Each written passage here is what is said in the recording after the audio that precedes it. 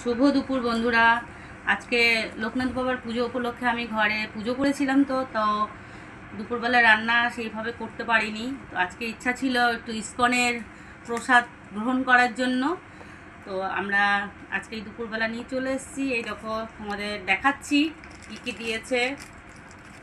ওখানকার থেকে খাবার এসছে, এই যে সাদা ভাত, এটা বেগুনি, তার সাথে এই যে ডালটা আমি ঢেলেছি, এরকম প্যাকেট ছিল ডাল, একটা পাঁচমিশালি তরকারি, এটা ধোকার ডালনা, পায়েস আর গোলাপ জামুন।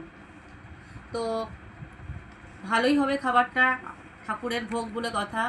তো খাওয়া দাওয়া করি। তোমরা কে কী খাচ্ছ দুপুরবেলা একটু কমেন্টের মাধ্যমে জানাও। আর আমার খাবারটা কেমন হলো সেটা বলবে, তোমরা কমেন্ট করবে, একটা লাইক অন্তত করো প্লিজ। টাটা।